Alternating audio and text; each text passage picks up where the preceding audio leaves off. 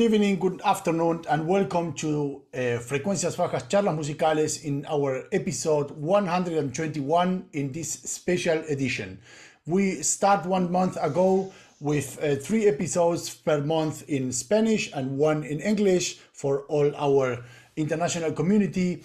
And we are very happy today to welcome a very good friend of us and horn player from the Czech Republic, and we are going to introduce him in a few minutes.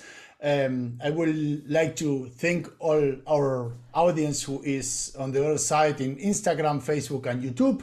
And remember to all of you to subscribe our YouTube channel. Don't forget to click on the bell to get all the information and all the reminders from our episodes who are coming in the future or from the old ones we are posting every week. So with no more delay, I will like to introduce my co-conductor where we start these episodes in 2020, David Lopez from Washington, D.C. David, how are you doing? Hey, thank you very much. I want to say 2 things. The first one is that I want to think that these episodes in English are also good for our Latin American community for 2 reasons. The first one is that they get to practice some English at the least, you know. And the second one, they're going to be meeting amazing musicians like we have in this case. And the second thing is that even though Frecuencias started like a space in which we wanted to portray Spanish-speaking artists and what's happening in our continent, I think it's worth also to have an edition in English in order to meet people like our guest today, because otherwise, like we might not know about them in our community. So this is a good opportunity to meet new people. And man, like I always say, and I even say in Spanish, I'm just blown away by everybody, you know. I don't know if I said it before in English, but Patricia knows everyone. So whenever we're like kind of scheduling guests for our episodes, I start wondering like, who is this person? And then I read a little bit, I listen to what they do, and it's amazing how Patricia has like all these people at hand and how they agree to come to our episodes. So for that, I thank you, and I'm very excited to be here. So go ahead and introduce our guest. I'm looking forward to hearing from him. So we are very happy to have Přemysl Vojta, which is a Czech Republic horn player, and we have put the name of the episode like horn player all terrain because Přemysl have been winner of the ARD competition in 2010. Also, he was in recent time solo horn from the VDR orchestra in Köln and Cologne, and he's a chamber musician. He have many CD recordings have done as a soloist and chamber music. He's already in Munich playing with Bayerische Rundfunk, for example. He's also professor at the Folkwang Hochschule in Essen. And for me, it is a really huge privilege to have him today because he's a very good friend, which I have the opportunity to make music with. And one of my, I will say one of my pictures where I'm going after, because I have seen him working, and this is amazing how much I have learned in this process to making music with him. So Přemysl, it is very nice to have you today. Thank you very much for accepting our invitation. Hi, Patricio. Hi, David. Hi, all of the listeners. Thank you for nice introduction. It's a big pleasure for me, an honor to be here, and yeah, to join with you this interview. Thank you. No, this is our pleasure. And one of the things what I most impressed me when I worked with him, with you, Přemysl, was I remember our recording of the trio, and one of the things I always talk to David about is I remember that you have a really huge amount of focus when you work, when you make music.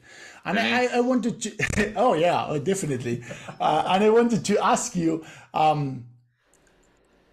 do you do that? Because I think one of the difficult things today with the new generations is exactly to get out of this old technology and distractions about YouTube, TikTok, and whatever exists, and that the students go really focus and center on what they need to do.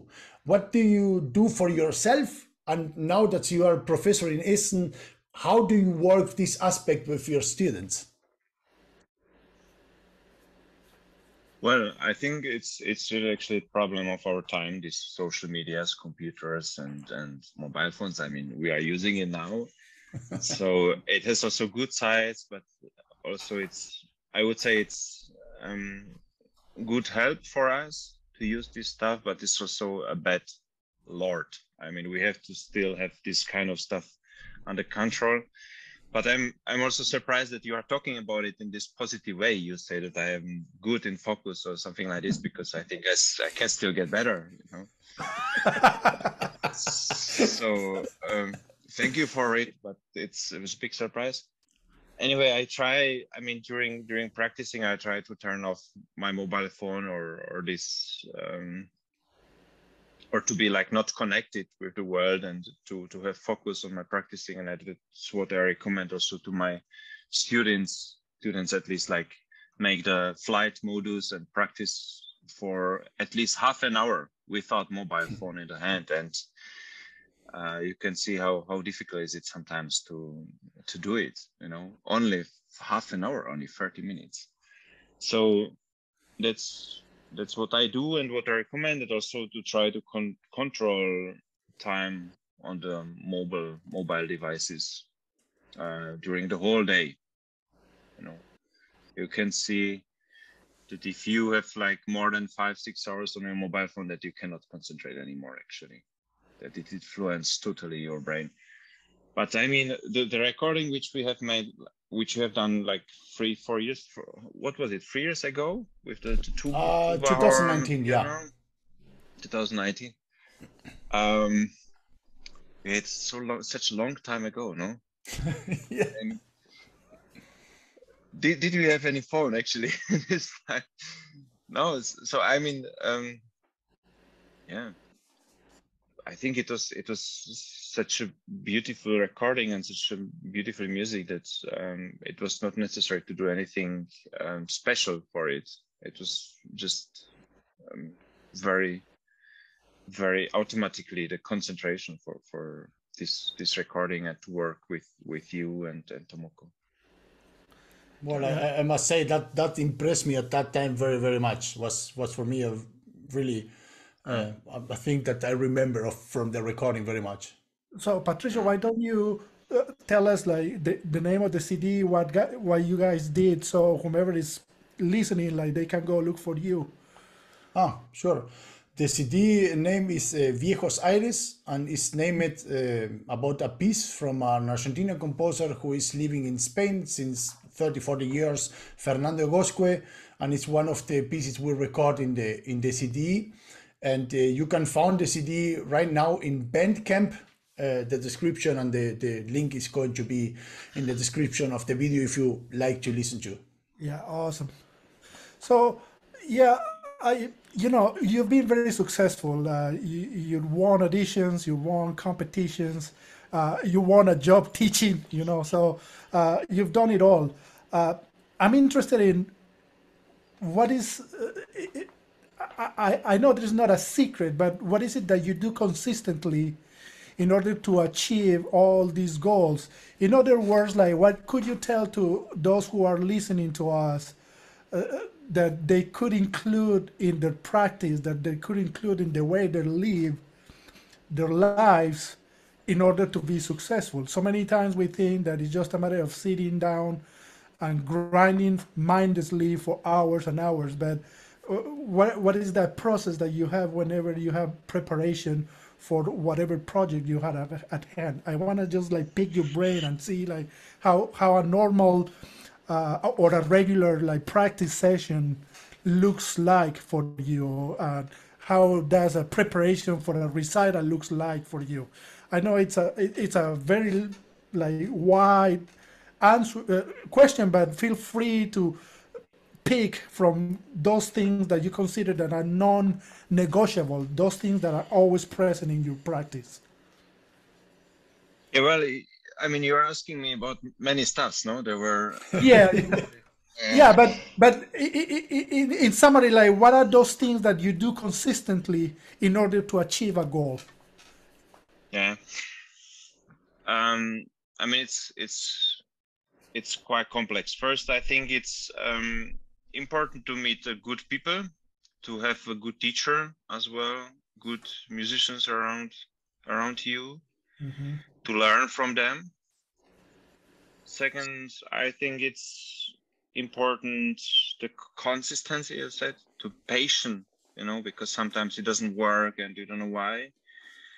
And so I think it's important to keep going, to keep working, and to fight with your problems, to trying to find solution.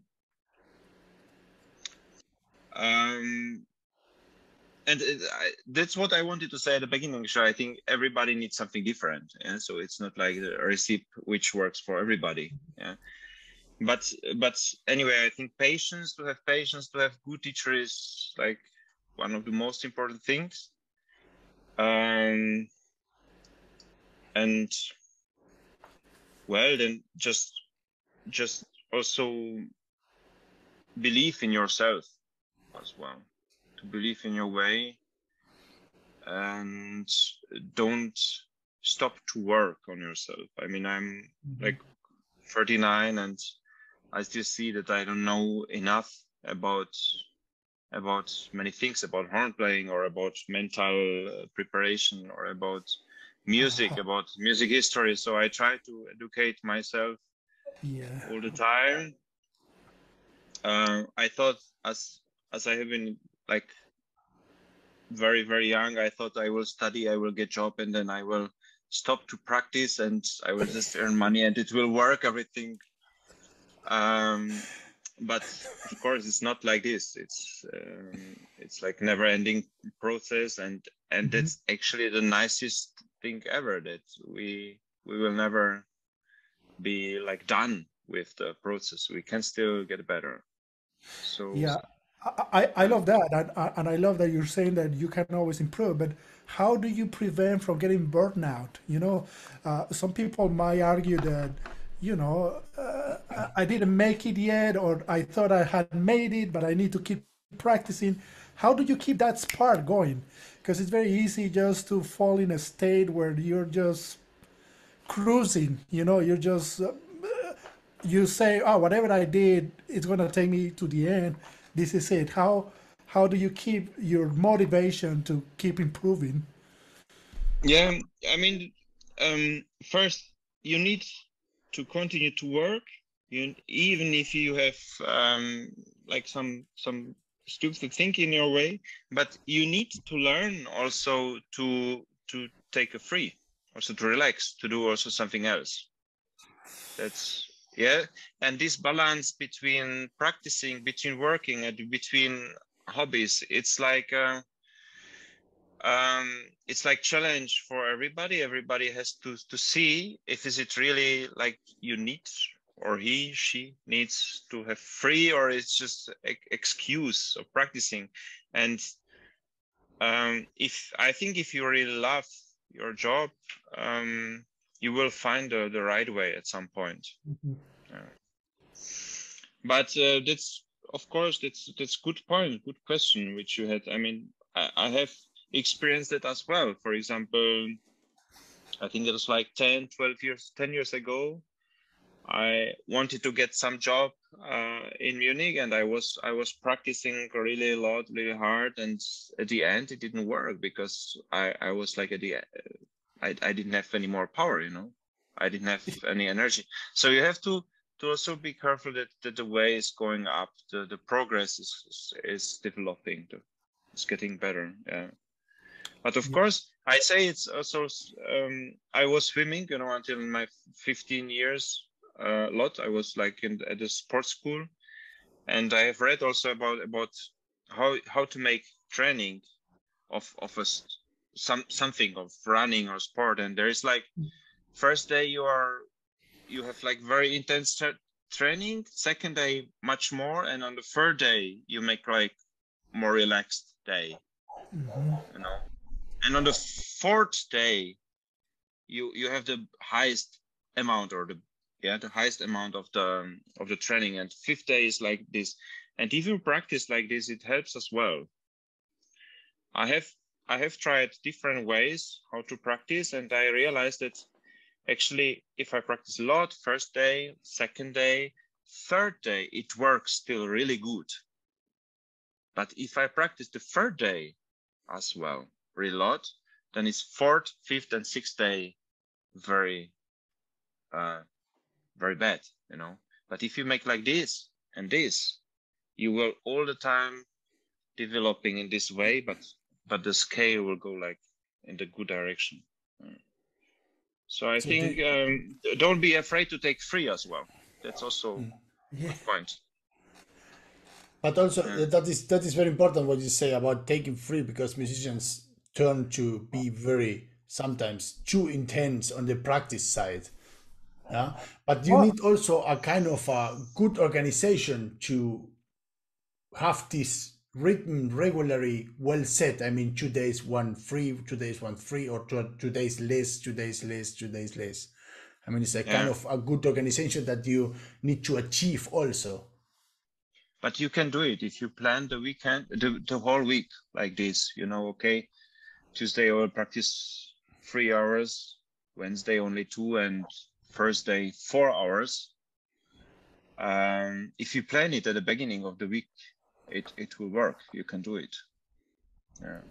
And then is also a good point that after this 4 hours, you will know, okay, I have practiced already 4 hours, so now I'm like done with it, you know. So you leave it behind yourself, and you can do something else. That's also important. So you said two things that are calling my attention, because we have talked about this in previous like episodes. The first one is like, we as musicians, we have been told no many times. So my question is like, how do you handle the no? Like, I know when they say no, that moment feels very bad, but the important part is what you do after.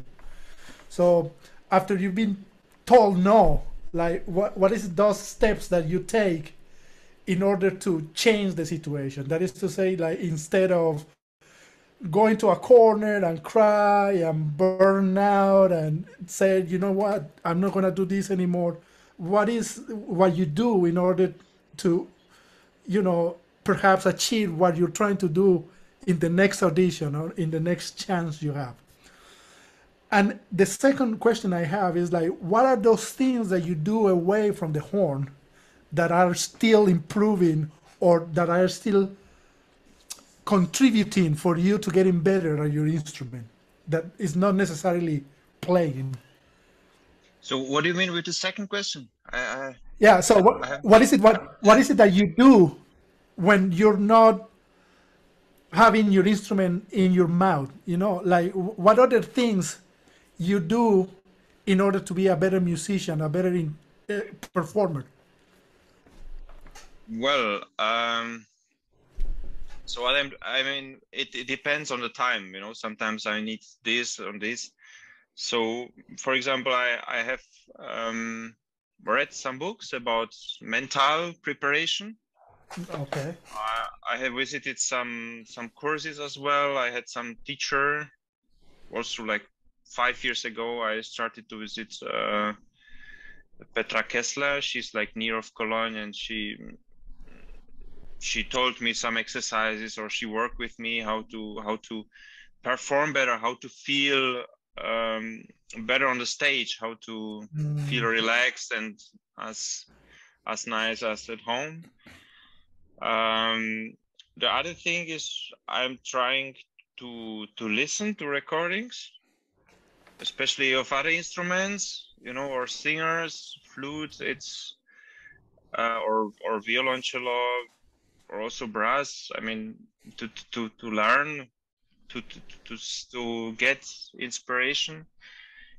And the last month, I'm quite interested into the interpretations of classicismus and Baroque. So I'm listening to podcasts or it's like interview with Harnoncourt is the name of it. It's in German. I love it really. So and I'm reading a book of Mozart. So from Leopold Mozart about a technique of violin playing. Yeah. So I'm trying to get inspiration from all of the corners. Yeah. But I don't want to look like a stupid musician who does only this. I love to make sport as well. I'm going to run sometimes or to gym. So I'm trying to do also other stuff or cook. I love to eat as well. So it's not only about music, and this helps me, I think, to be a better musician as well. Yeah. Absolutely. And then whenever you tell no, what is it that you do the days after? Like The days okay. Yeah, when like the last time they said no to you, like what is that approach that you take? Because I'm just interested in knowing like what somebody like you would do after they're told no. Yeah, actually, I'm very sad. If something doesn't work, I'm sad, and I need a bit time. Yeah. I need. I don't know. It depends on how bad was it, but mostly I need time, like few days, and then I have still like one sentence from my grandma. She told me as I was a child that what doesn't kill you, it will just make you stronger. Yeah. And that's true. It's just good to not repeat the mistakes, to say mistakes. Yeah. Okay. So if you do it, it doesn't help you. But so I try to learn from my mistakes. I try to do it next time better, and I try to analyze it as well.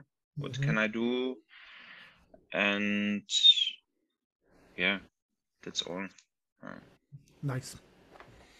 So how is, since you, if I understood right, you are not working as a fixed musician in the orchestra today. You are just teaching in the position in Essen, of course, doing some freelancing, chamber music, and like now playing in some orchestras. How have changed your possibilities of a wider spectrum of activities, of musical activities, this new position as a professor? Have you now more time than before? Have you less because you take more gigs? How it's working today?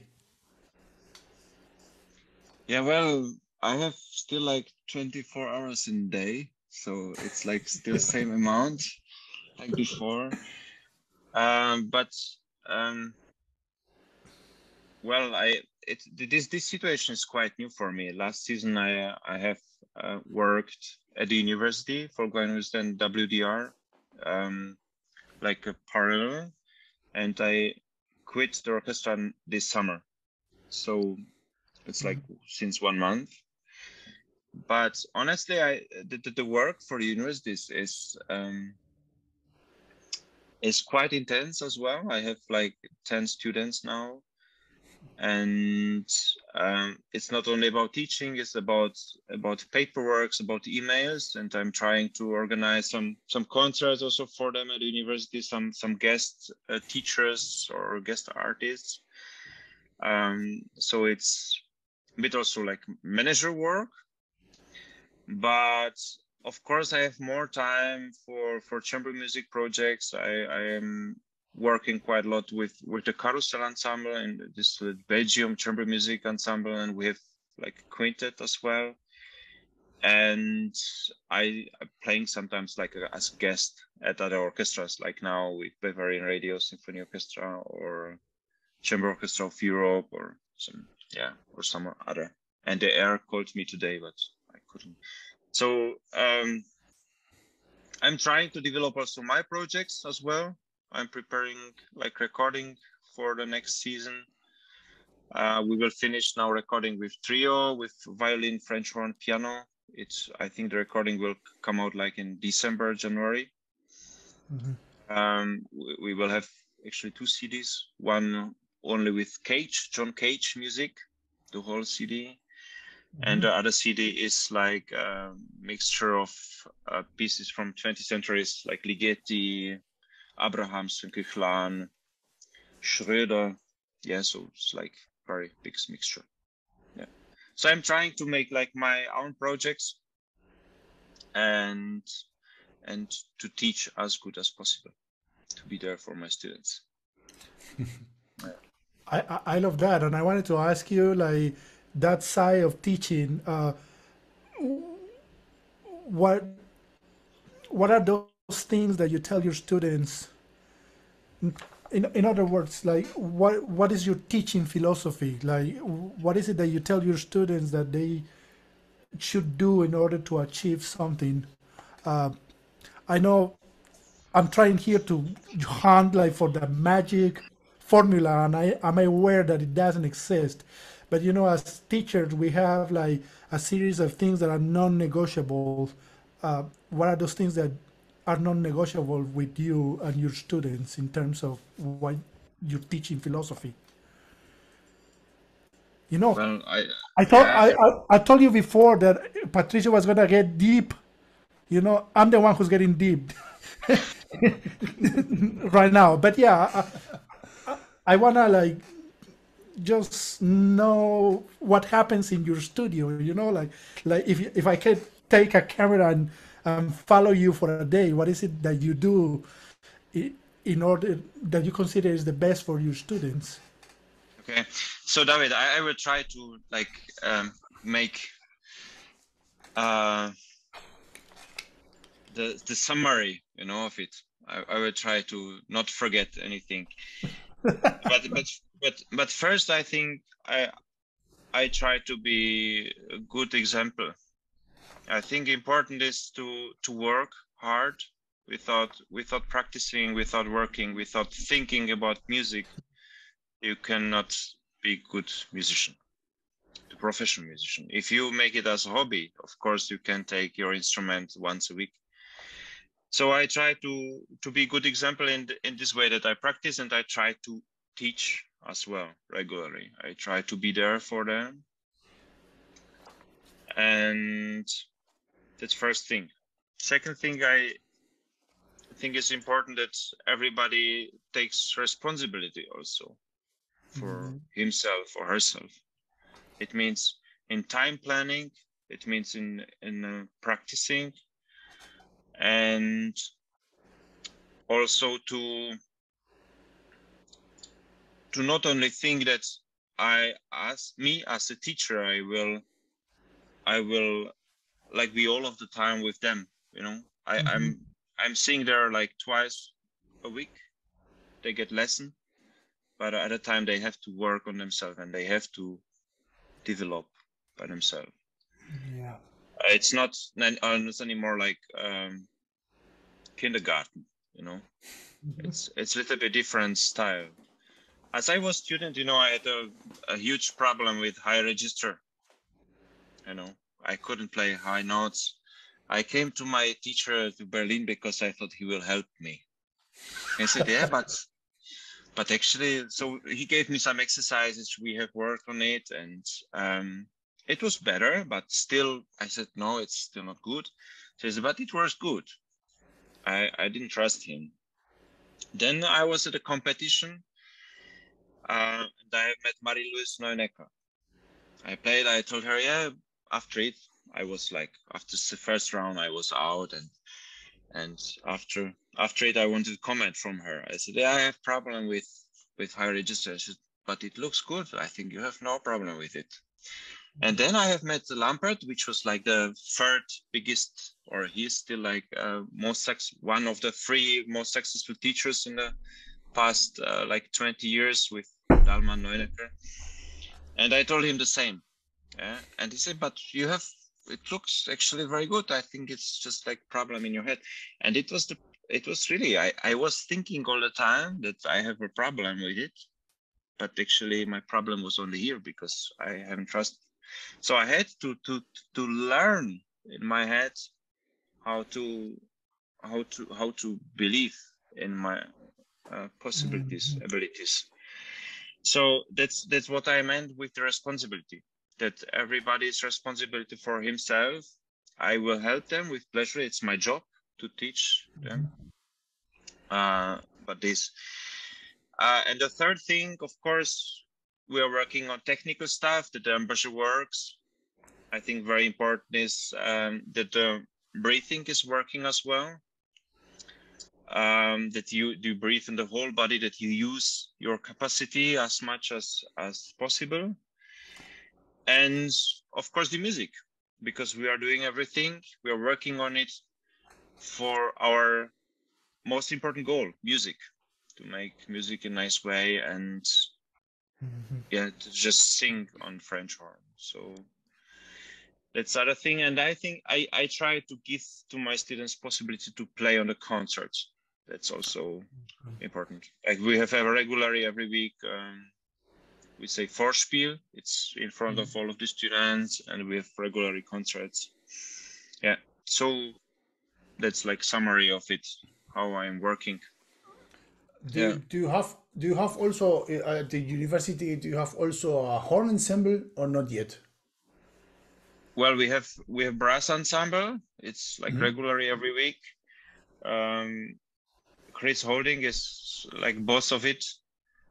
And horn ensemble, sometimes we make like at a class concert, we have a concert. We have small horn ensemble, like 8 horns, but only with one piece. Is maybe in the future we can do it a little bit more. Yeah. Cool. So our industry have been changing a lot in the last, we'll say, 20 years, about, all new technologies coming, all this kind of electronic stuff that we can show our work very easy and very fast, and that is very distracting also, but also have changed a lot of, for example, you do a lot of recordings, and the recordings today, CDs, is kind of tough to sell CDs online. So you sell CDs only if you play concerts, and the rest is live, is streaming. In the horn, of course, as an instrument who you have in an orchestra more than 4, sometimes 8 horns positions, it is also the view of you as a professor of the university that it is not the only way to get a shop play in orchestra. Could be a way of thinking to develop as a career as a chamber musician only, or do you think it is for you and your students probably a healthy thinking to try to get in an orchestra shop? What do you think about that? I mean, you do a lot by side from the orchestra right now. Yeah, well, I mean, for now it's I think not so realistic to make like solistic career. For French horn, I mean, it's nice idea, but we will never get to the position like violin players or piano players that you can live from it. Maybe somewhere in like 20-30 years, but yeah, let's see. Anyway,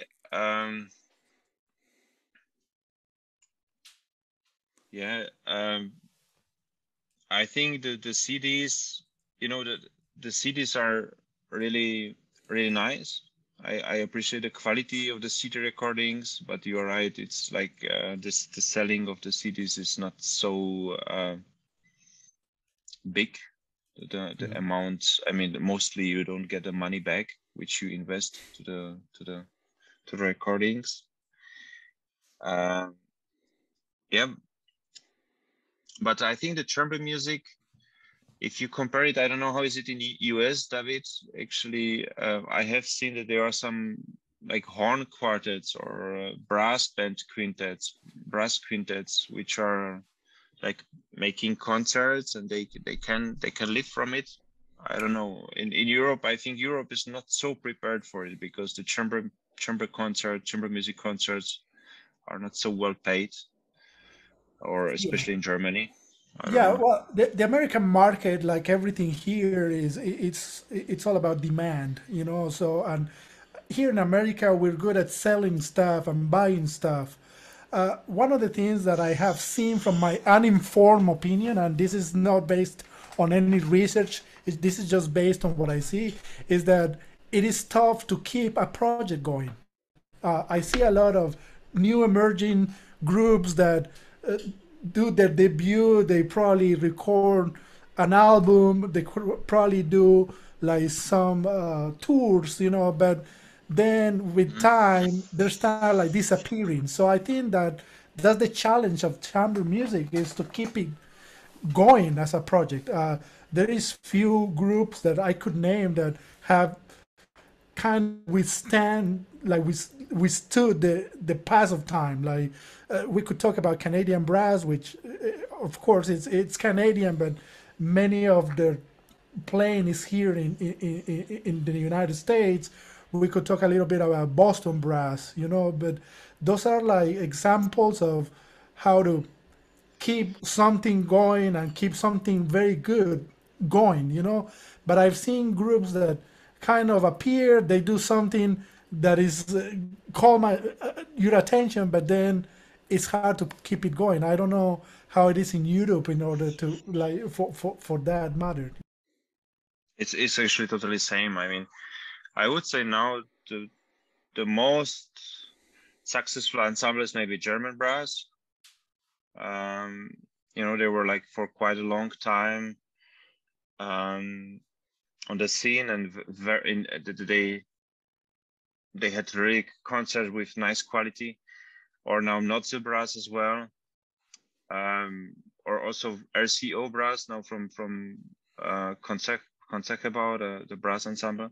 But if you see, I mean, RCO, they are members of the orchestras, so they don't need to do it. They don't need, I mean, some huge money, or they don't need to live from it. They do sometimes concerts. But Notzel brass, they have like a really nice concept. They have nice choreography and nice ideas, and they are great musicians. German brass, they have also nice concept. They have worked such a long time with the Enrique Crespo, who made the transcriptions. Yeah, so they had like their own face. So I mean, perhaps the most important thing is to have some concept which is like only for your ensemble.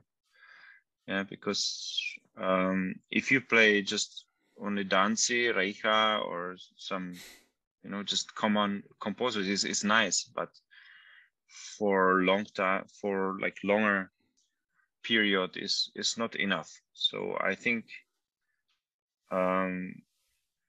it's hard to do it, because you need also good management as well.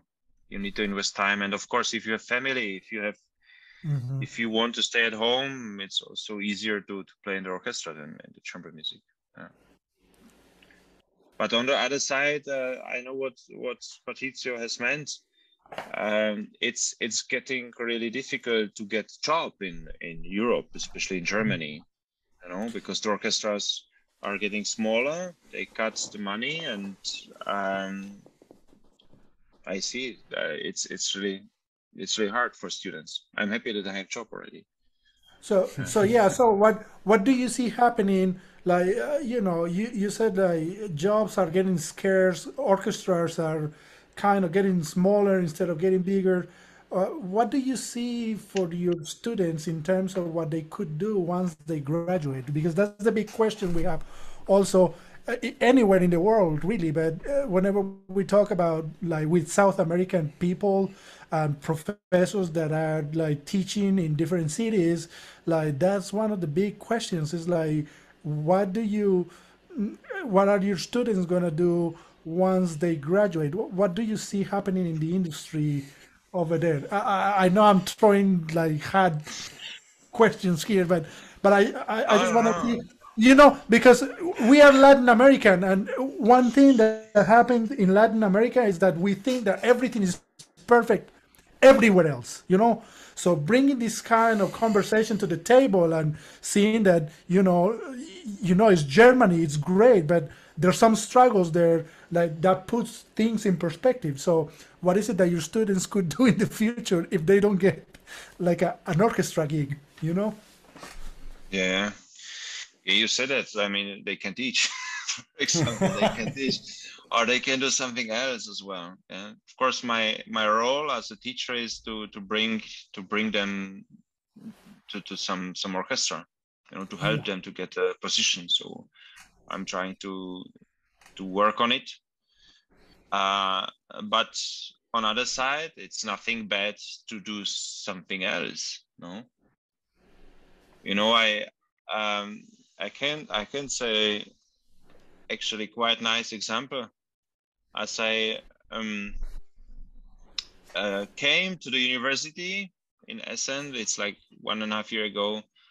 I took the students from Frank Lloyd. There was class with 6 students, and one of the students was very, very nice guy. He worked hard. He was he is still very intelligent, very fast thinking, and I could see that he wants to be really good horn player. Yeah. But he was like 26, 27, and unfortunately it was a little bit like too late.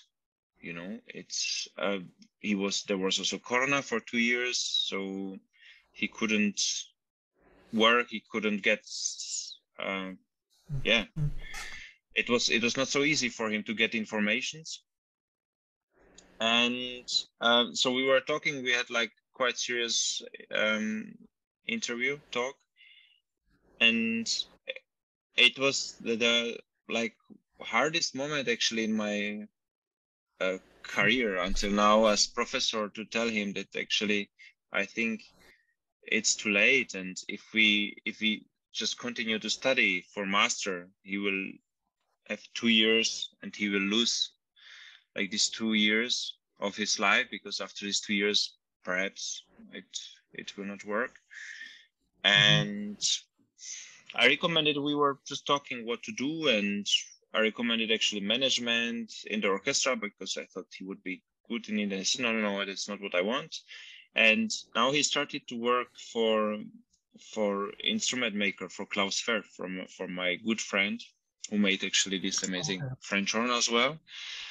And he's learning instrument making, and he's already now very successful and very good. And I'm proud of him, and he's proud of himself as well. And I know after study with Klaus Fer, he will, or after being like done, or how do you say it in English, he will be very happy man. He is already, he will be very satisfied with his life. And I think it's beautiful to play music, to make music, but it's not only way for life. You can do also something else. Yeah. That is actually very interesting, and it's come a question for me, because we have a lot of people from Latin America who are looking, and maybe they are thinking, oh, I would like to study with Professor Vojta in the future. And I know, and you already said, that is kind of a age limit in Europe to achieve different goals. Which will be your recommendation from someone from Latin America who said, I would like to study horn in Essen? With which age would you say it is recommended to go to do, for example, a bachelor or a master degree? Because it could be different ages. Yeah, it depends, but I think for bachelor it's really good to come early. It's good to come with 18, 19, but it's also enough. It's not too late if you come with 20 or 21, but it's better to come earlier. But it depends how it works and how far you are. I mean, if you are like strong personality and you are a good musician, you can come also later to bachelor, you know. And for master, is it similar? Why we are talking about it? The biggest problem is just that if a student doesn't have any experiences from the orchestra, if he doesn't have any position, and in his CV is only like university or some unknown orchestra from abroad as well, you know, is it like with 27, 28 is quite late, and mostly they don't get invitation for the audition. This is like this is not fair, but it's true, unfortunately. Yes. Yeah, and this is problem also at the university as I came there, because most of the students they have lost the time, these 2 years of Corona, you know, and they were all of a sudden 26, 27, and they didn't get any invitation. It's so hard and so unfair. Yeah, so they lost the time where they could make auditions with 24, 25. All of a sudden they were 27, 28, but the orchestras thought, okay, they are too late, they are too old. So that's the thing. And if you come to Europe to study with me, I have no problem with any age. You know, last time I took one guy from Korea. He is like 31, but in his case he was great horn player. I have loved his playing, and he has already position also in Korea in Incheon in great orchestra. So I thought, okay, he will come to Europe and I will try to teach him and to bring something new, and maybe after it he can go back to Korea to get like this, to his orchestra, or to get better positions, or he can stay in Europe as he wants. But there was like no pressure, and I know that both of us we will have fun, you know. So it depends on the situation, you know, the age. Yeah, it is very interesting because what I've seen here in America is that younger players are winning the auditions. Like in the past, the past two auditions that I have heard, like LA, for example, which is one of the biggest orchestras here, the tuba player who won it, like he's very young. He was just finishing his masters, if I'm not wrong. And then Winnipeg had an audition in Canada recently, and the guy who won it, I think, is a junior, which means he's second year of university here. So, so I think like not only the age matters in this case, like you talk in Germany, but also like younger players are getting better. so, I see students in high school already like with a good achievement in their tuba playing. For example, they are already playing F tuba, for example, which in the case of the tuba, I don't know if you know a lot about it, but here, like, we taking the F tuba is something that happens in college, but it's not happening anymore. Like, I think students are getting pretty serious about what they want to do very early in their careers. So by the time they graduate from high school, they're already miles ahead of many people that perhaps didn't have the same vision or didn't have the same opportunities, So very interesting what you're saying about the age, because I feel this is a subject that nobody wants to talk about it, or but it's something that happens. It happens. Yeah, but is it different if you compare it with the years before? I mean, it has never happened before that some young No, student got positions. yes, of course. Like young students have been winning positions for a long time. It's just that for me, like sometimes I see achieved musicians, musicians that have done a lot, but I didn't meet them whenever they were young. Now with like the age of social media, where everything is posted, you start seeing more things that perhaps happened in the past, but you didn't realize it because you didn't have access to the information. But now you open your Instagram and you can see who won what, and Yeah. then you go to their profiles, and this kid was in high school like a year ago. So, it's also a case of competition and how proficient players have gotten at a very early age. Yeah. I have been at a competition in Markneukirchen for French horn, and also in Stuttgart, and I have been very impressed by young students. As you said, like 18, 19, they played amazing, amazing horn. And I thought, if is it not also because of the corona as well, that maybe the corona influenced like the different generations in different way. Like the students in 23, 24. It was maybe for them actually harder than for these young children with 15, 16, that they could stay at home and practice, concentrate on themselves with the family, and the older students, they were like already busy with questions, what should I do with my life, and this existent question. So I thought maybe it's also because of this, Yeah, that's an excellent point, actually. Yeah, very good to think about it because every time we talk about the pandemic, we start talking about what the bad things, that's where our brain goes. But you just pointed out for someone that is just focused is 2 years of practice and practice. There's not anything else to do. Exactly. But if you're like with 14, 15 at home with your family, you get every day food. Yeah, You don't need to cook anything, But with 23, it's already, yeah, it's just different. Yes, it's very That's true. different. Definitely. And about the question from David, who do to Chemek, I have seen Chemek playing F2, so that you know. Oh no! I have proof. Yes, yes.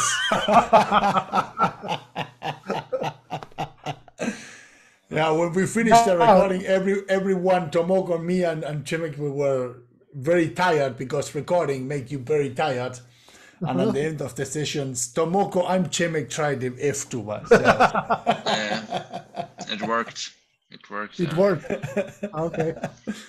And I need to pick a comment of Chemek for a few minutes ago. He say that as a career as a soloist with a horn, it could be maybe possible in the same level of a violinist maybe in 30 years, which if I think for tuba it could be in 300. It's going to take a little longer, I think. No, of course, it's every time possible. But if you see like the most famous horn player, Babora, I wouldn't say that he makes like such a career. Like he's amazing horn player and everything, but he's not like I don't know lang. Yeah? He's not like traveling there and there, and I think he would deserve it. Or Stefan Dor, and it's not complaining. It's just we have really nice playing at the orchestra. We have nice solo, Mahler symphonies in Bruckner. Sure, but don't feel bad to complain. We complain about the tuba career all the time here, so. No, I understand what you say. I mean, this is a kind of in the music business. It's a kind of label on piano players, conductors, singers, probably violins, probably some cello players, but then the rest of the instruments who are making a career as a soloist, probably the flute, clarinet. There are a few examples, but the rest is not so popular like the piano players or violin players, I would say. Yeah, well, my theory is if you see sport, you know, you are interested into the sport which you like to play as well or make, you know. So if you like soccer, you play with your friends soccer mostly. And I think with the instruments it's the same. If you play like at home a little bit on piano, you are going to the concert of pianist, not of tuba player, you know. And that's important for the organizers, that the concert hall is full, and so they invite musicians who can get audience. Yeah, exactly. At the end of the day, it's a business, and Yes, people need to earn money.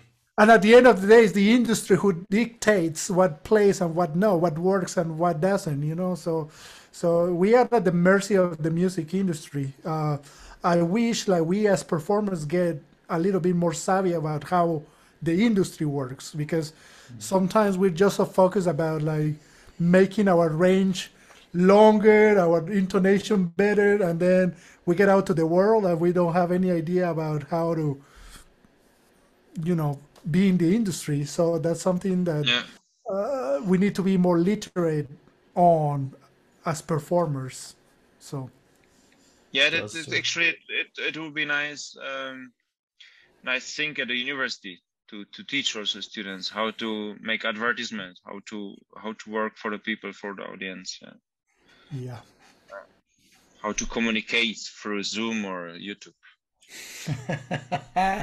That's true. You can pitch those ideas to Essen and see if they open I will. for you. Yeah, I will definitely. So I think we are coming close to the end, and we want to thank you, Przemek, very, very much for taking your time in this late hour. We know that you have probably concert or rehearsal tomorrow. So thank you very much. Really appreciate your time and your insight on the music business, and very great to have you here and to know a little bit more about you. I hope you get a lot of Latin American horn players now. To I have actually in one student is from Venezuela. Yeah. I have already, yeah. Awesome. Nice. And I don't know if you want to say something else to the audience. So first, thank you for the invitation. It was nice to talk to you. And to the audience, I would say just keep to have fun with the music, with your instrument. You practice because you want to make music and to communicate with your partners on the stage or to the audience.